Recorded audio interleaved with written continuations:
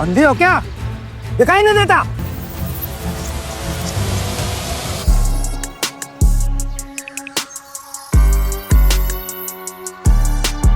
इस मामले से दूर है। जिस काम के लिए आया है वही कर। अच्छा तो सुन, ये तेरी बहुत बड़ी गलतफहमी है।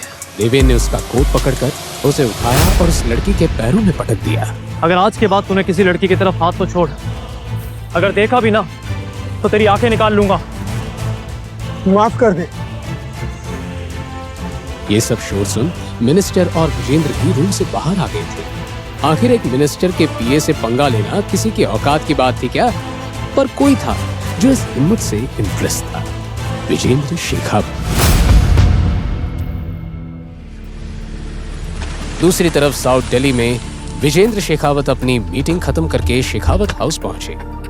गाड़ी से उतरते वक्त उन्होंने अपने ड्राइवर को हिचकिचाते देखा। क्या हुआ? कुछ परेशान लग रहे हो। सब ठीक है ना? नंदिता को ले आए कॉलेज से? साहब, आज कॉलेज से वापस आते वक्त हम पर किसी ने हमला किया। ड्राइवर एक ही सांस में सब बोल पड़ा।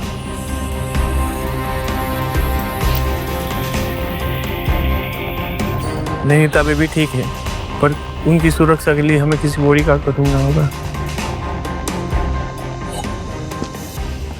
नंदिता बेटा, तुम ठीक तो हो? हाँ पापा, कुछ नहीं हुआ, मैं बिल्कुल ठीक हूँ। मैं कहीं चोट तो नहीं लगी? नहीं। बस अब कल से तुम कॉलेज नहीं जाओगी, और ये मेरा फाइनल डिसीजन है। पापा, इस बारे में हम बात कर चुके हैं, और महादेवी हमारा कॉलेज है। इसे आपने दादी के नाम पर बनवाया था, और मम्मा इस कॉलेज की प्रिंसिपल थी। तुम्हारी माँ के जाने के बाद ये कॉलेज क्रिमिनल्स का अड्डा बन चुका है। अगर ऐसी बात है तो आप कुछ करते क्यों नहीं? Take some legal action. मैंने डिसीजन ले लिया है, अब तुम कल से महादेवी कॉलेज नहीं जाओगी, और ये फाइनल। अगर आप जिद्दी हैं तो मैं भी आपकी बेटी हूँ। मैं महादेवी कॉलेज से ही पढ़ाई करूंगी। विजेंद्र के पास जवाब नहीं था, सिर्फ एक बात कही उन्होंने।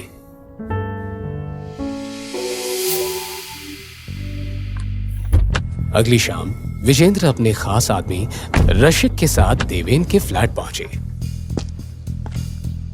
सर, हम वो सरफिरे देवेन से मिलने क्यों जा रहे हैं? उसका पुराना बॉस बोला था वो मुसीबत है। रशिक, तुमने खुद ही अपने सवाल का जवाब दे दिया है। अब देवेन ही हमारी आखिरी उम्मीद है। थोड़ी देर बाद वो देवेन के फ्लैट के बाहर थे। बताइए क्या काम है? तुम्हें हमारा एक काम करना होगा।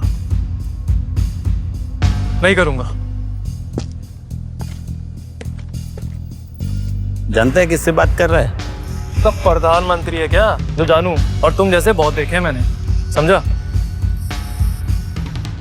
देवेन, तुम हमारे लिए एक काम करोगे?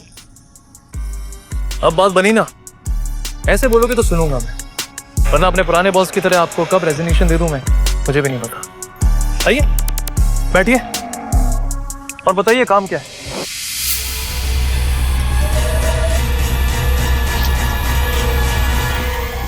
मुझे तुम्हें अपनी बेटी नंदिनी के बॉडीगार्ड के लिए हायर करना है। लेकिन एक कॉलेज स्टूडेंट को बॉडीगार्ड की क्या जरूरत है? कॉलेज आने के बाद तुम्हें सब समझ में आ जाएगा, लेकिन एक शर्त है। मेरी बेटी नंदिनी को इस बारे में कुछ भी पता नहीं चलना चाहिए। तुम्हें अंडर कवर रहकर काम करना होगा। विजेंद्र जी, मैं अपने तरीके से और अपनी शर्तों पे काम करूं। अगर आपको कोई शर्त रखनी है तो आप किसी और को हायर कर सकते। You can go. शर्त नहीं, रिक्वेस्ट समझो। और मैं तुम्हें तुम्हारी मुंह मांगी सैलरी देने के लिए भी तैयार हूँ। ठीक है, लेकिन मेरी एक शर्त है, ये रसीक मेरे काम में इंटरफेयर नहीं करेगा, और मैं महीने के 10 लाख लूंगा। सर, ये पागल हो गया है। चलिए हम चलते हैं। रशिक गुस्से में था, पर विजेंद्र ने उसे रोका। मंजूर है। कल सुबह 9 बजे ऑफिस आकर मेरी सेक्रेटरी राधिका से मिल लेना। पेपर वर्क रेडी रहेगा। क्या बात है? विजेंद्र शेखावत, मुबारक हो। देवेन ने तुरंत अपनी रिसर्च शुरू कर दी। छत पर कुछ लड़के उस लड़की को घेर कर खड़े थे। मैं नीचे कूद के जान दे दूंगी।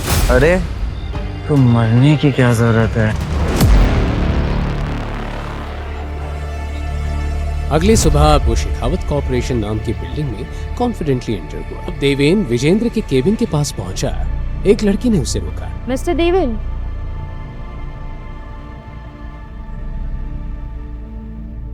जी, आपकी तारीफ। मेरी छोड़ो, तुम्हारी फाइल में रखी फोटो तुम्हारे हैंडसम चेहरे को सही से बयां नहीं कर पा रही थी। लगता है आज मेरी मीटिंग आपके साथ है। जी बिल्कुल, और आपने मुझे पूरा 1 घंटा वेट करवाया है। एक्चुअली मुझे लड़कियों को इंतजार कराना बिल्कुल भी पसंद नहीं है। हमें यहाँ पर आई गए हो तो क्यों ना हम आगे की बात कर लें। लगता है आपको काम की बहुत जल्दी है। इतनी बड़ी कंपनी में किसी लड़की का ऐसे खुलेआम फ्लर्ट करना देवेन को थोड़ा हैरान जरूर कर गया। ऑब्वियसली मैं नहीं चाहता कि आप जैसी खूबसूरत लड़की का टाइम वेस्ट हो। ये सुन के राधिका थोड़ा फ्लैटर हो गई और अपने डेस्क पर चली गई। वैसे मैं तुम्हारी ही फाइल पढ़ रही थी। बहुत बड़े और इम्पॉसिबल मिशन को तुमने सक्सेसफुली हैंडल किया है। इम्प्रेसिव। पर एक बात समझ नहीं आई, तुम्हारे डॉक्यूमेंट्स में तुम्हारा नाम देवेन मीरा लिखा है। ऐसे क्यों? आमतौर पे तो लोग सरनेम या फादर का नाम लिखते हैं।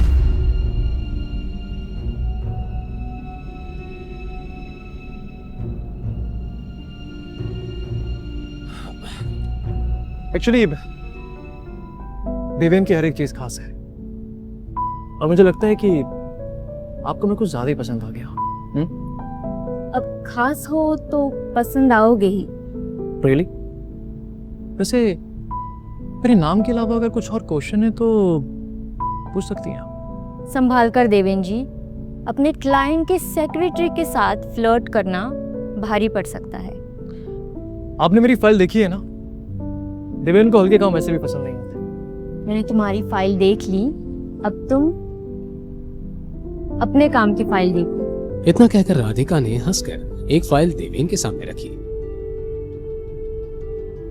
इसमें सारी डिटेल्स है, नंदिता का फोटो और तुम्हारा एडमिशन लेटर भी। अच्छे से पढ़ लो।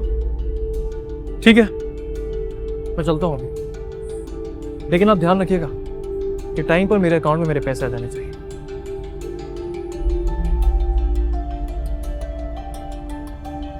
अगले दिन एडमिशन लेटर लेके देवेन महादेवी जैसे मशहूर कॉलेज में एक साधारण स्टूडेंट की तरह साइकिल पर पहुंचा। सर ये बता सकते हैं आप कहाँ पर? भैया नया आया लगता है, इस कॉलेज में टिकना है तो संभल के रहियो।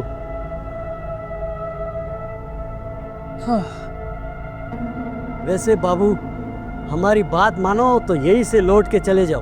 तुम्हारे जैसे गरीब बच्चों के लिए कॉलेज नहीं है।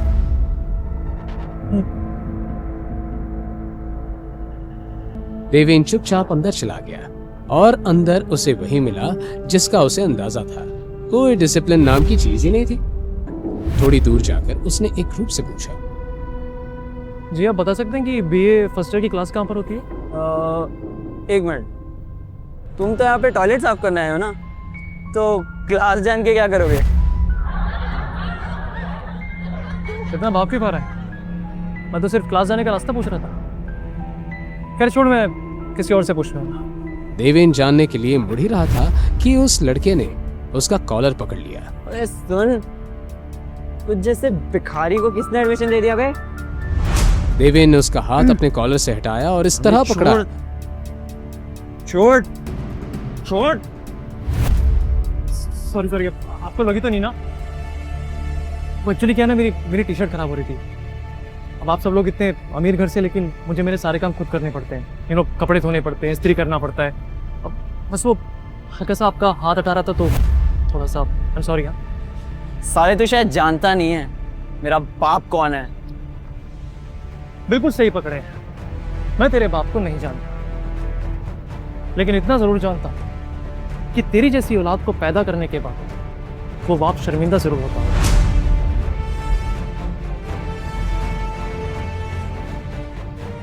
बाहर देवेन जिस क्लास के बारे में पूछ रहा था, उस क्लास के अंदर जाने जैसा कुछ नहीं था।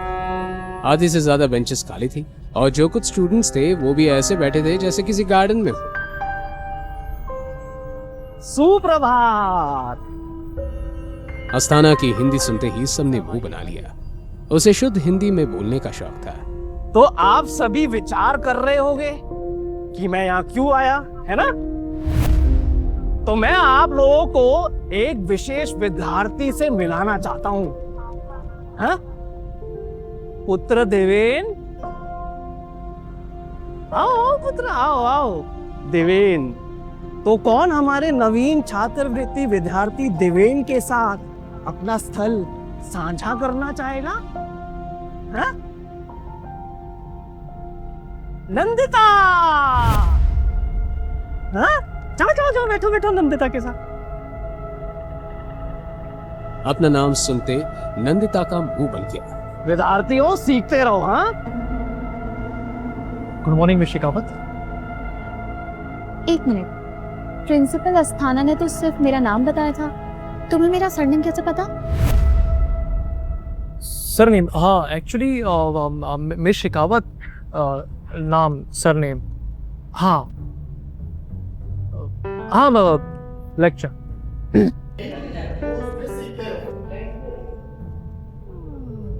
Excuse me. क्लास खत्म होते ही देवेन Yeah, ने एक sure. बार फिर नंदिता से बात करने की कोशिश की, पर तभी पीछे से एक आवाज आई। अरे तुम नैंडी, ये तो वही है जिसके बारे में मैंने तुम्हें बताया था।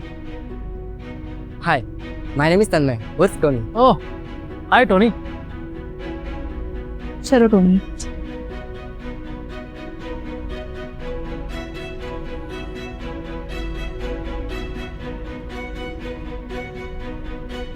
हाय।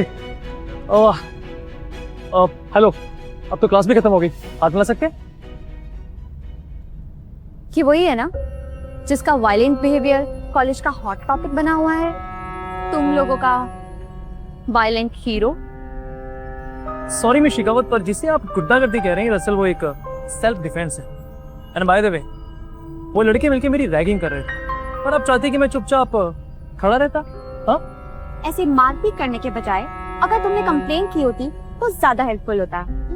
उसकी मासूम बातें सुन के देवेन के चेहरे पर हंसी आ गई, पर उसे बेकार मुस्कुराता देख नंदिता का गुस्सा बढ़ गया।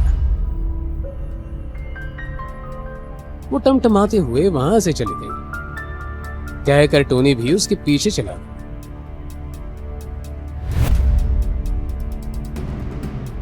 कैंटीन में एक टेबल पर टोनी और नंदिता बैठे थे। टोनी ब्रो,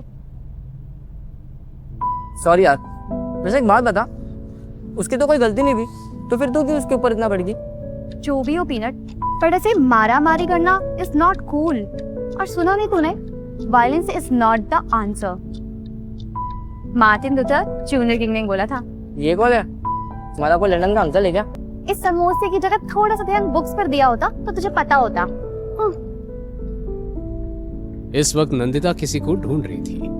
नंदिता ने इस बात को ज्यादा इम्पोर्टेंस नहीं दी। किसे ढूंढ रही है? रीना को। आज वो कॉलेज भी नहीं आई। उसके पास मेरे नोट्स हैं, उसने कहा था आज देगी। अब पता नहीं कहाँ रह गई लड़की। तो तू कल भी ले सकती है ना, या हॉस्टल रूम से। इतना परेशान होने की क्या जरूरत है? वैसे पीनट, तुझे देवेन से ज्यादा इम्प्रेस होने की जरूरत नहीं है।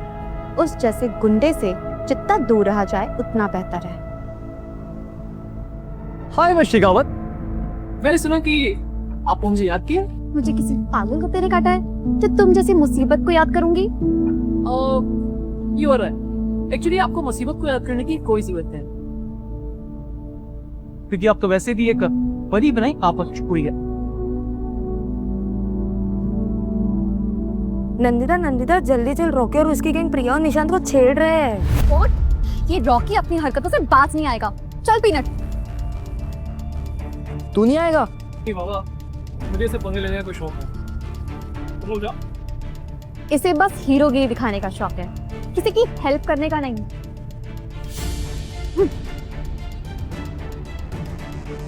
देवेंद्र, रॉकी कॉलेज का गुंडा है, वो कुछ भी कर सकता है, और उसके डैड की पोजीशन के चलते कोई कुछ नहीं कर सकता। लड़की की चीख सुनकर सब घबरा गए, लेकिन सबसे ज्यादा हैरान हुआ देवेन। बिना वक्त बर्बाद किए वो तुरंत चीक की तरफ दौड़ा। तुम्हारी हिम्मत कैसे हुई रॉकी? तुम ऐसे किसी को भी धक्का नहीं दे सकते हो, समझे? रॉकी और उसके दोस्त निशांत प्रिया को घेर के खड़े थे और निंदिता उनके बीच में प्रिया को संभाले हुई थी। तुम्हें बीच में आने की कोई जरूरत नहीं है, चुपचाप साइड में रहो। देखो, मेरी दोस्तों से शर्त लगी है कि इन दोनों के बीच चल रहा है और वो साबित करने के लिए इन दोनों को रॉकी निशांत का चेहरा प्रिया के पास ले जा ही रहा था कि तुम जानते हो ना, इस गंदी हरकत की वजह से तुम रस्टिकेट हो सकते हो। हद है यार। रॉकी अपने होठों को गंदी तरह दबाता हुआ नंदिता की तरफ बढ़ने लगा।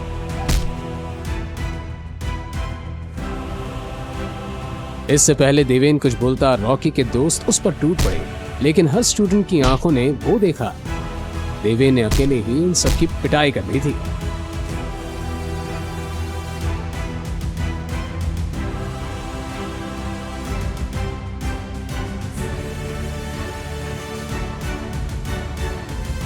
रॉकी से पंगा तुझे बहुत महंगा पड़ेगा देवेन। वो अपने दोस्तों के साथ वहां से निकल गया। यू इडियट, इतना मारने की क्या जरूरत थी? तुम्हें पता है रॉकी की डैड कौन है? अरे डिवीन ब्रो, आप अब अकेले इसने मुसीबत मोल ली है तो हैंडल भी अकेले खुद करेगा। बड़ा आया हीरो बनने। चलो पीनट। अरे लेकिन अम्मे ने क्या कर दिया? वो साला रॉकी का बाप है कौन? पता लगाना पड़ेगा बेटा। चलो। इतने में देवेन का फोन बजता है। मेन गेट की तरफ बढ़ता हुआ वो कॉल पे कहता है, हाँ, मेरी नंदिता शेखावत से मुलाकात हो चुकी है। डोंट वरी, सब कुछ प्लान के अकॉर्डिंग होगा। बस आप अपना वादा मत भूलना, ठीक है? जैसे ही वो कॉलेज के बाहर निकला, उसने एक वैन देखी जो काफी देर से वहीं पेट्रोल कर रही थी। देवेन समझ गया दाल में कुछ काला है। वो कैजुअली बाहर निकला ही था कि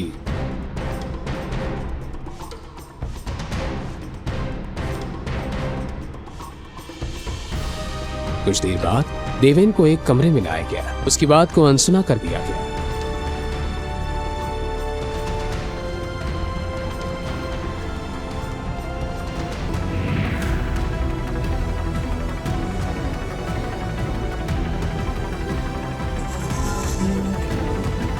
इसकी सजा तो जरूर तय करें। पहले इसकी शक्ल तो देख लूं। नकाब हटाओ इसका।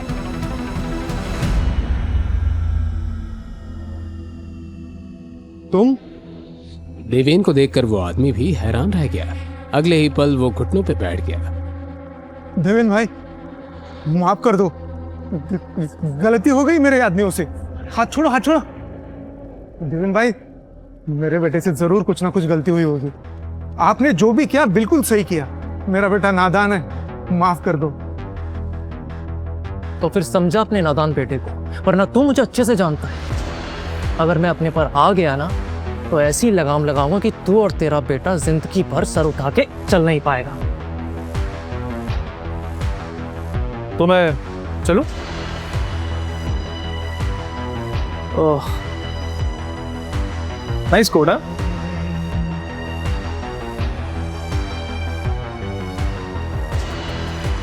तो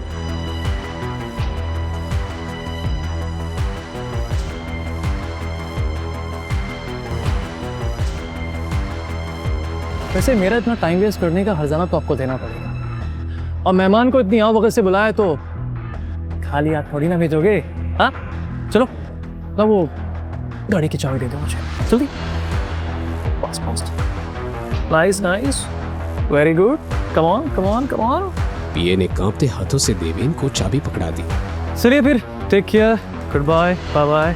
देवेन उस चाबी को उंगली पर घुमाता हुआ वहां से निकल गया। साहब, ये कौन था? इसे अब ऐसे माफी क्यों मांग रहे थे? तुम सब इसके बारे में ना ही जानो तो बेहतर है। लेकिन बस इतना याद रखना, कभी इससे दुश्मनी लेने की भूल मत करना। देवेन अपने दुश्मनों का ऐसा हाल करता है कि वो जीते जी मौत की भीख मांगने लगता है। अगला दिन नंदिता ने कॉलेज आते ही सबसे पहले एडमिन ऑफिस जाकर रीना के बारे में पूछा, लेकिन उसका कोई पता नहीं चला, जैसे वो अचानक गायब हो गई।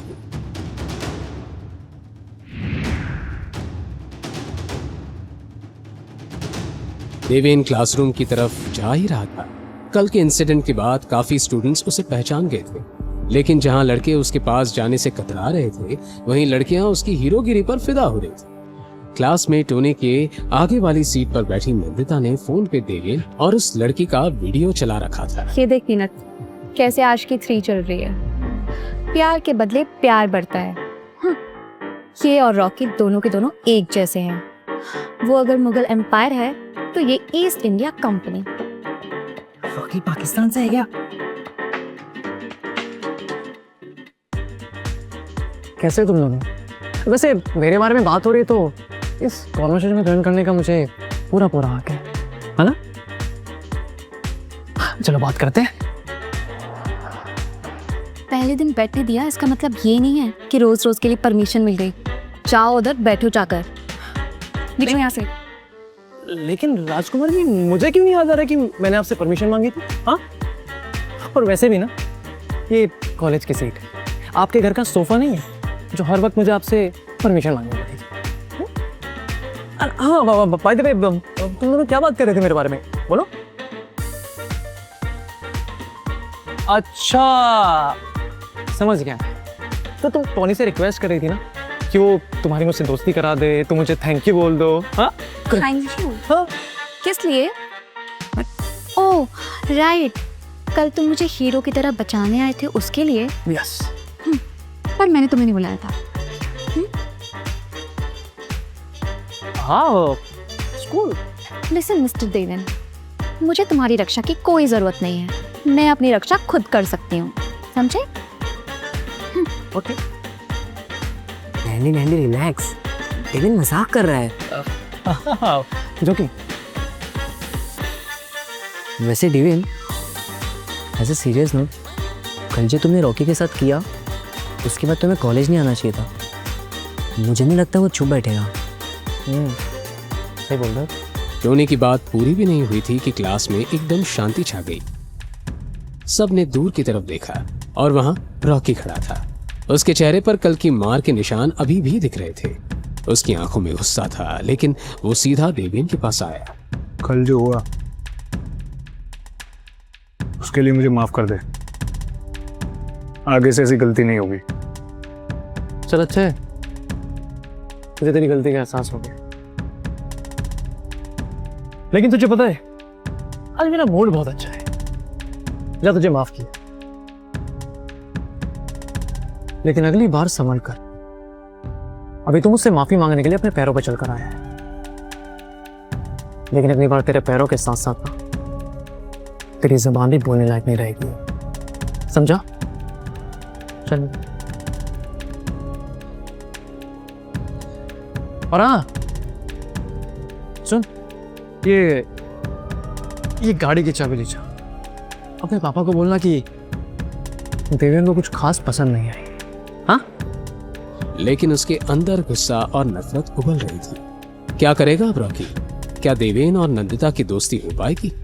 आगे की कहानी जानने के लिए देखिए अगला एपिसोड सिर्फ पॉकेट एफएम के यूट्यूब चैनल पर, और हीरोगिरी के सारे एपिसोड्स को सुनने के लिए डिस्क्रिप्शन में दी लिंक से डाउनलोड करें पॉकेट एफएम ऐप।